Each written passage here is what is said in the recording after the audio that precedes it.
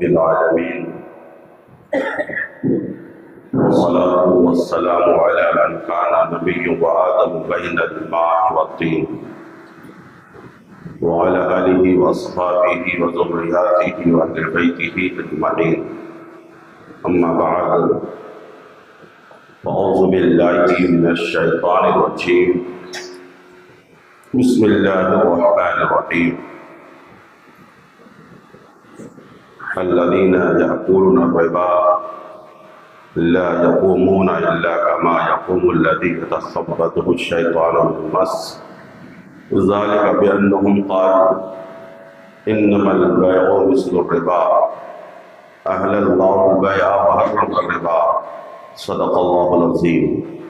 قال الله تبارك وتعالى في شأن حبيبه الكريم: إن الله وملائكته يصلون على النبي يا أيها الذين آمنوا صلوا عليه وسلموا تسليما. اللهم صل على سيدنا مولانا محمد وبارك وسلم صلاة وسلام عليك يا رسول الله صلی اللہ علیہ وسلم. غوث اعظم بمن بسر و سعادت، غوث اعظم بمن بسر و سعادت، قبلہ کی مدد کعبہ ما مدد، سرورہ شاہ کریمہ ہستگیرہ اشرفا، سرورہ شاہ کریمہ ہستگیرہ اشرفا، حرمت روح پیغمبر یک نظر کن صبح ما، ایک نظر کن صبح ما، محبت کے ساتھ درود پاک اللہم صلی علی سیدنا شفیعنا مولانا محمد بارک وسلم صلاۃ وسلام علیک یا رسول اللہ صلی اللہ علیہ وسلم. حصول برکت کے لیے ایک بار اور پڑھی اللہم صلی علی سیدنا شفیعنا مولانا محمد بارک وسلم صلاۃ وسلام علیک یا رسول اللہ صلی اللہ علیہ وسلم. نبی اور آل نبی کی بارک صلی اللہ علیہ نبی کے نبی وآلہ صلی اللہ علیہ وسلم صلاۃ وسلام علیک یا رسول اللہ صلی اللہ علیہ وسلم. حسب وعدہ گزشتہ جمعہ کے موضوع ناتمام گفتگو ناقص کو لے کر آپ کے سماعتوں کے دہلیز پر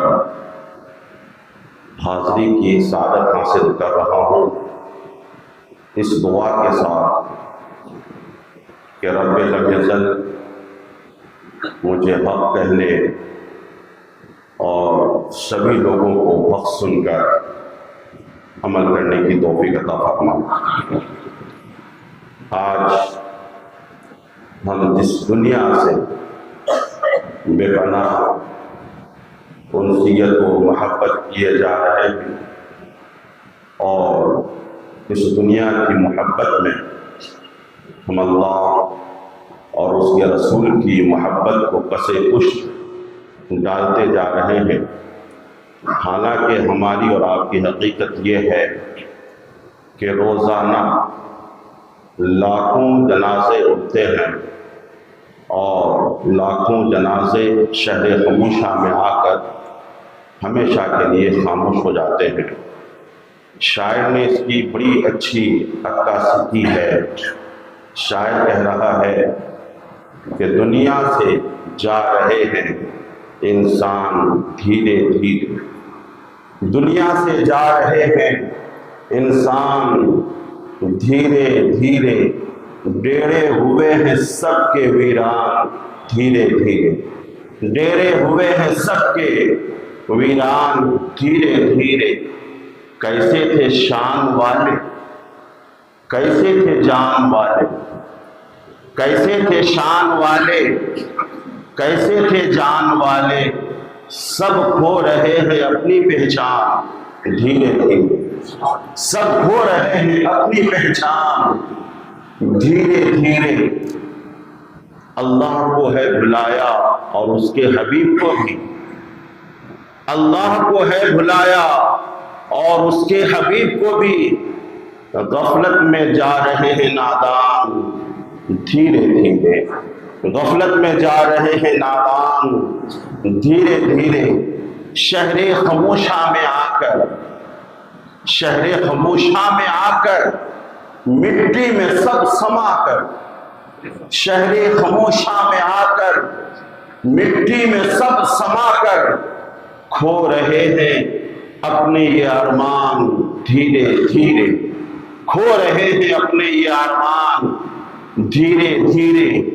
اور جو نبی کے بتائے ہوئے رستے پر چلے گا، جو نبی کے بتائے ہوئے رستے پر چلے گا، یقیناً وہ ہوگا ذیشان دھیرے دھیرے، یقیناً وہ ہوگا ذیشان دھیرے دھیرے۔ محبت کے ساتھ درود اللہم صلی علی سیدنا مولانا محمد وعلی آل محمد بارک وسلم، صلاۃ و سلام علیک یا رسول اللہ صلی اللہ تعالی علیہ وسلم۔ آپ کی اوقات کیا ہے مجھے نہیں معلوم، میری اوقات تو یہ ہے، میری اوقات بس صرف اتنی ہے کہ کل بھی ان کے در پر پلتا تھا اور آج بھی ان کے در پر ہی پلتا ہوں، کل بھی ان کے در پر پلتا تھا اور آج بھی ان کے ہی در پر پلتا ہوں۔ اور میں کہتا ہوں سب سنی مسلمانوں کی یہی اوقات ہے کہ کل بھی مصطفیٰ کے در پر پلتے تھے اور آج بھی پلتے ہیں اور انشاءاللہ قیامت تک پلتے رہیں گے۔ حضرات، اللہ تبارک و تعالیٰ نے قرآن مجید فرقان حمید میں فرمایا الذین یأکلون الربا، وہ لوگ جو سود کھاتے ہیں، لا یقومون الا کما یقوم الذی یتخبطہ الشیطان، وہ کل قیامت کے دن نہیں کھڑے ہو پائیں گے مگر اس طریقے سے جس طریقے سے شیطان نے اسے چھو کر مخبوط بنا دیا ہو۔ وہ کیوں، اس کی وجہ کیا ہے؟ تو قرآن کہہ رہا ہے اس کی وجہ یہ ہے کہ قالوا انما البیع مثل الربا، وہ لوگ یہ کہتے تھے کہ کاروبار بھی تو سود ہی کی طرح ہے، لیکن اللہ فرماتا ہے احل اللہ البیع وحرم الربا، اللہ نے کاروبار کو حلال فرمایا ہے اور سود کو حرام فرمایا ہے۔ فمن جاءه موعظة من ربه فانتهى فله ما سلف، تو جن کے پاس خدا کی طرف سے نصیحت آ جائے اور وہ خدا کے حکم پر عمل کر کے سودی کاروبار سے توبہ کر لے، فانتهى فله ما سلف، تو اس کا جو اگلا گناہ ہے اللہ اسے معاف فرما دے گا۔ وہ امرہ الی اللہ، اور اس کا معاملہ اللہ کے حوالے ہے۔ ومن عاد فاولئک اصحاب النار هم فیہا خالدون، لیکن مولا فرماتا ہے اس کے باوجود، خدا کا فرمان سننے کے باوجود بھی جو سودی کاروبار کی طرف لوٹا رہے، اسی پر قائم و دائم رہے، میں نہیں کہہ رہا ہوں، قرآن عظیم کہہ رہا ہے ومن عاد فاولئک اصحاب النار هم فیہا خالدون، کہ جو اسی طرف لوٹا رہے، اسی پر قائم و دائم رہے، وہ لوگ جہنمی ہیں اور کل قیامت کے دن ہمیشہ ہمیشہ کے لیے وہ جہنم میں رہیں گے۔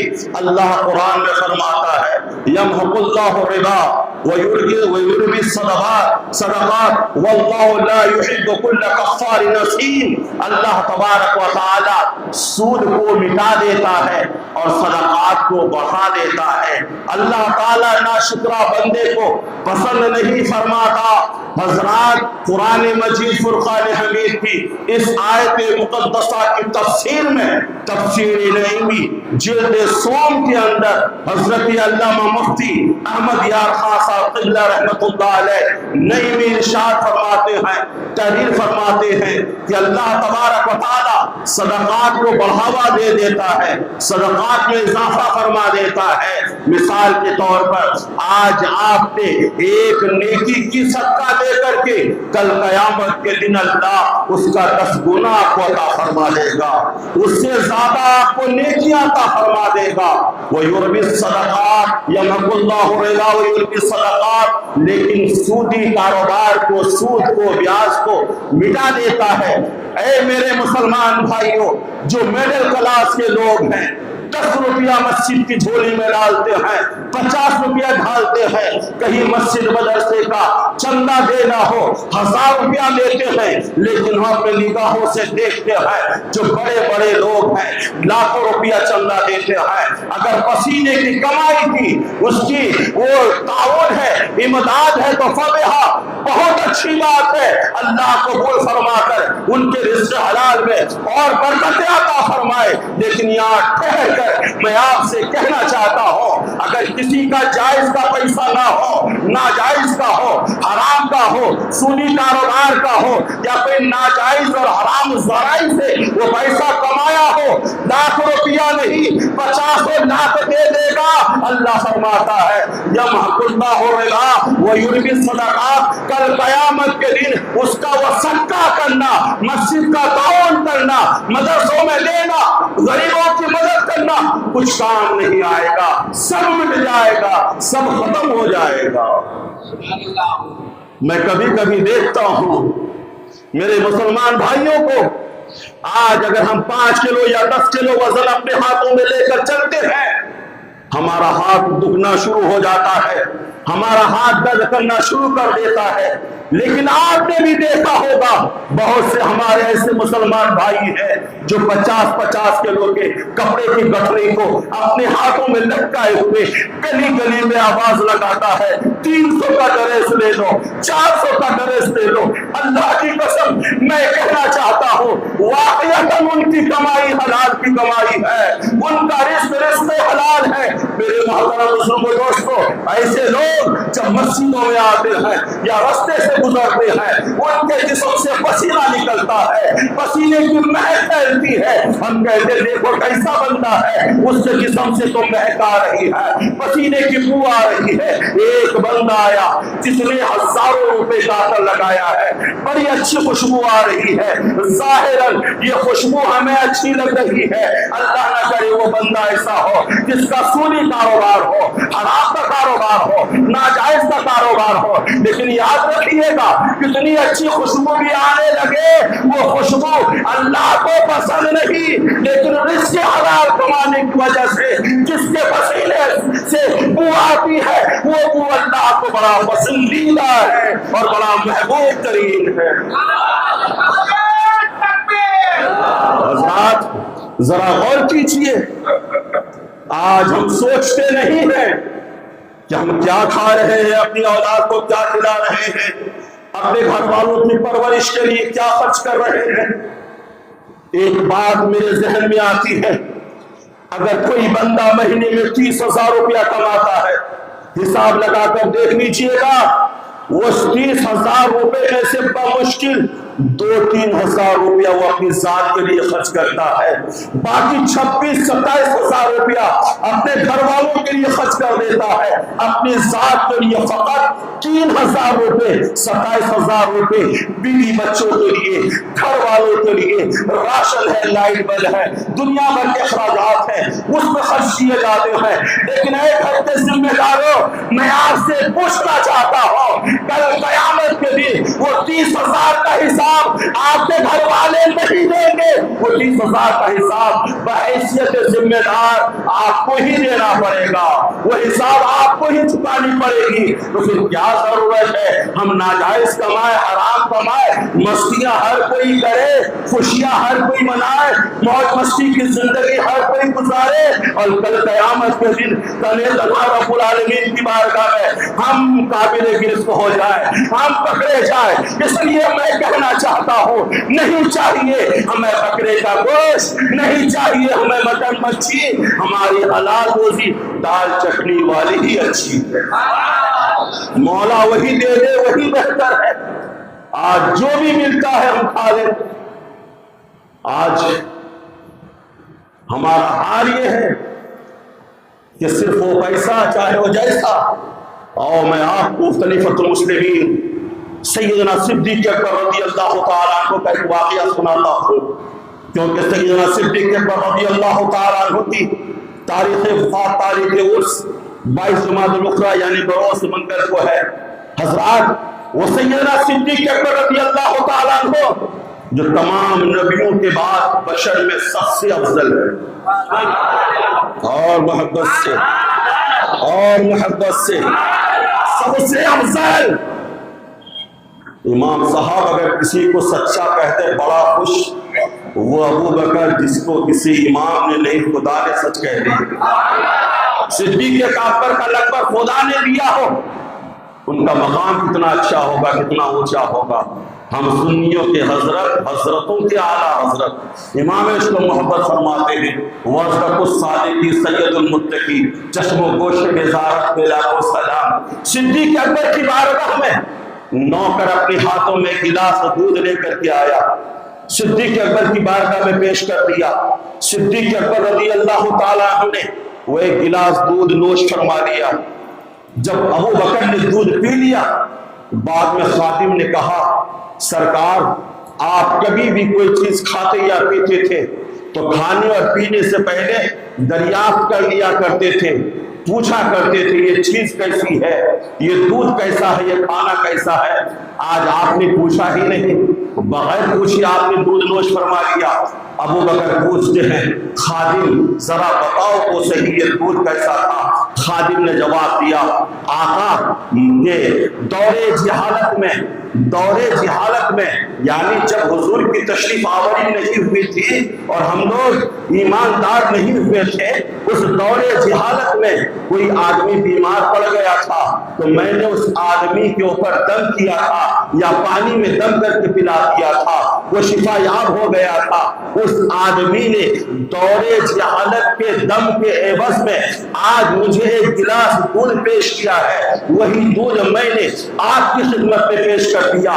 اللہ کی قسم، ابو بکر صدیق رضی اللہ تعالیٰ عنہ جب یہ بات سنتے ہیں اپنی انگلیاں اپنے منہ میں ڈالتے ہیں، حلق میں ڈالتے ہیں، اور ڈالنے کے بعد الٹی کر کے پورا دودھ باہر نکال دیتے ہیں اور مولا کی بارگاہ میں اپنے ہاتھوں کو اٹھا کر دعائیں مانگ رہے ہیں، التجا کر رہے ہیں، مولا میری طاقت میں جتنا مقدور تھا، جتنا ممکن تھا، میں نے وہ دودھ الٹی کر دیا ہے۔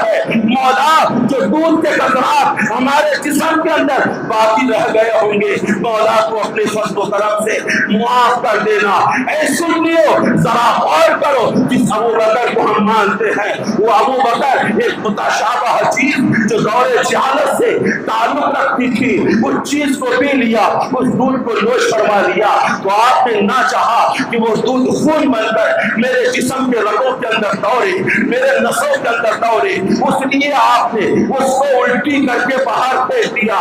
آج میں ایمانداری سے ان لوگوں سے پوچھنا چاہتا ہوں جو لوگ سودی کاروبار کرتے ہیں، حد تو یہ ہے کہ مسلمان لڑکی عورتیں اپنے زیورات گروی رکھتے ہیں، اپنے زیورات بنیا کے پاس جا کر گروی رکھتے ہیں، بنیا 2 روپیہ 2.5 روپیہ لیتا ہے، 2 لاکھ روپیہ زیورات گروی رکھ کر لے کر کے آتی ہے۔ اب وہی 2 لاکھ روپیہ محلے کے غریب عورتوں کو 10% پر وہ دیتی ہے، 10% پر دیتی ہے۔ یہ گھر کی عورتوں کا بھی حال ہے اور مسلمانوں کا بھی حال ہے، اور ہم کہتے ہیں ہمارے اوپر ظلم کیا جا رہا ہے، ہمیں ستایا جا رہا ہے۔ میں کہنا چاہتا ہوں آج جو تم ملک کے اندر کھلی سانس رہ رہے ہو، یہ تمہاری وجہ سے نہیں، کوئی حکومت کی وجہ سے نہیں، کوئی امیرے یپی کی وجہ سے نہیں، کسی رہنما لیڈر کی وجہ سے نہیں، کسی فلاحی تنظیم کی وجہ سے نہیں، یہ صرف نبی کا صدقہ ہے، یہ صرف مصطفیٰ کا صدقہ ہے، ورنہ تو ہم اس لائق ہے ہمیں خاتمہ ملا دیا جائے، ہمیں ملیا مٹ کر دیا جائے، ہمیں نیست و نابود کر دیا جائے۔ میرے محترم بزرگوں دوستو، میں کہنا چاہتا ہوں ابو بکر نے اتنا خیال کیا، ہمیں کتنا خیال کرنا ہے۔ اب آئیے ایک حدیث پاک سنتے چلیے تیزی کے ساتھ۔ اس حدیث پاک کے راوی حضرت عبداللہ بن حنظلہ غسیل الملائکہ ہے۔ حدیث پاک کے الفاظ یوں ہیں، ان عبداللہ بن حنظلہ غسیل الملائکہ قال رسول اللہ صلی اللہ علیہ وسلم درہم و ربا یاکلہ الرجل وهو يعلم اشد من الستة ثلاثین زنیۃ، حضرت عبداللہ بن حنظلہ جنہیں فرشتوں نے غسل دیا تھا، آپ کہتے ہیں اللہ کے رسول نے فرمایا، اللہ کے رسول نے فرمایا، ویسے کرنی میں نماز پڑھنے والوں ذرا اپنے ظاہری کانوں سے نہیں دل کے کانوں سے سنیے گا اور عمل کرنے کی کوشش کیجیے گا، یہ نہ سوچ کر کہ ویسے کرنی کا امام بول رہا ہے، یہ سوچ کر کہ نبی کی حدیث پاک ہے، نبی کا فرمان ہے۔ میرے نبی فرماتے ہیں جو انسان 1 درہم بھارت کی سرزمین پر یوں سمجھو 1 روپیہ سود کا کھا لیتا ہے، غور سے سنیے گا، 1 روپیہ سود کا کھا لیتا ہے، وہ یعلم، اور وہ جانتا تھا، انجانے میں ہو جائے اللہ معاف کرے، وہ یعلم، وہ جانتا تھا یہ سود کا پیسہ ہے۔ کیا جو 10 ٹکا پر پیسہ دیتے وہ نہیں جانتے وہ سود کا پیسہ ہے؟ جو غریبوں کا خون چوس کر خود امیر بننا چاہتے ہیں وہ نہیں جانتے ہیں کہ یہ سود کا پیسہ؟ جو سودی کاروبار کرنے والا یہ چاہتا ہے کہ جس نے ہم سے سود پہ پیسہ لیا ہے اس کا گھر بھی بک جائے، اس کی دکان بھی بک جائے، وہ نہیں جانتے ہیں کہ یہ سود کا پیسہ ہے۔ مہینے میں لاکھوں روپیہ کمانے والا سودی کاروبار کرنے والا نہیں جانتا ہے کہ یہ سود کا پیسہ ہے۔ نبی فرماتے ہو یعلم۔ آج کل تو عدالت انصاف کا جنازہ اٹھ چکا ہے، ورنہ پہلے کے دور میں دیکھتا تھا، بچپنا تھا ہمارا، گاؤں دیہات بستیوں میں علاقوں میں، اگر کسی سے زنا کا صدور ہو جاتا، زانی زانیہ ہو جاتے، اسے پورے سماج سے بائیکاٹ کر دیا جاتا، نہیں کیا جاتا۔ اللہ کی قسم میں نے اپنے سر کے آنکھوں سے دیکھا ہے، پیروں میں رسیاں باندھ کر درخت پر الٹے لٹکا کر اسے پیٹا جاتا تھا، مارا جاتا تھا، لیکن آج تو زنا ایک عام سی بات ہو گئی ہے، جہاں دیکھو زنا کاری ہو رہی ہے۔ میں آپ سے کہنا چاہتا ہوں کلیجہ منہ کو اس وقت آ جاتا ہے جب کوئی نقاب پوش ہماری گھر کی بہن بیٹی یا کسی سندور لگانے والے کے ساتھ پارکوں میں داخل ہو گئے گھومتی بھی نظر آتی ہے۔ میں کہنا چاہتا ہوں آپ کی ذمہ داری صرف کما کر اپنے بچوں کو پالنا نہیں ہے، اپنے بچوں کی نگرانی بھی کرنی ہے، اس کی دیکھ بھال بھی کرنی ہے، اس کا خیال بھی کرنا ہے۔ بیٹا کہاں جا رہا ہے، بیٹی کہاں جا رہی ہے؟ نبی فرماتے ہیں وہ جانتا تھا کہ یہ بیاج کا پیسہ ہے۔ نبی کہتے ہیں وَهُوَ أَشَدُّ مِنْ 36 زِنْيَةً، 36 مرتبہ زنا کرنے سے بھی زیادہ گناہ ہے بیاج کا 1 روپیہ کھانا۔ غور نہیں کیا آپ نے؟ 36 مرتبہ، 30 اور 6 36 مرتبہ کوئی آدمی زنا کرے اسے جتنا گناہ ملے گا رسول فرماتے ہیں اس سے زیادہ گناہ گار جو بیاج کا 1 روپیہ کھایا۔ حضرات وقت نہیں ورنہ اور بولتا، اب آئیے میں بات آگے بڑھاؤں۔ آج جمعہ کے دن محراب رسول سے رسول اللہ کا اپنا نائب اور اللہ خادم ہونے کی حیثیت سے میں نے گئے جمعہ کو بھی کہا تھا، آج بھی کہہ رہا ہوں، میں نہیں جانتا کہ کون کیا کرتا ہے۔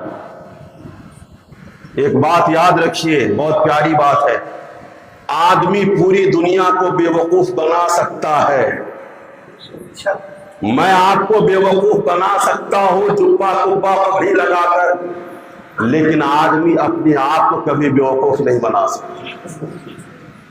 آنکھیں بند کر کے جب وہ اپنے 24 گھنٹے کے عملیات پر غور کرے گا نا، اس کے پورے اعمال اس کے نگاہوں کے سامنے آ جائے گا اور سمجھ میں آ جائے گا کہ ہم کیا ہیں۔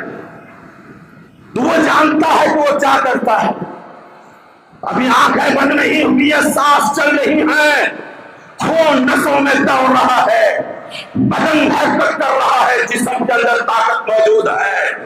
آج کا دن جمعہ کا دن ہے، توبہ کر لو، اور یہ مت سوچنا کہ توبہ قبول نہیں ہوگی۔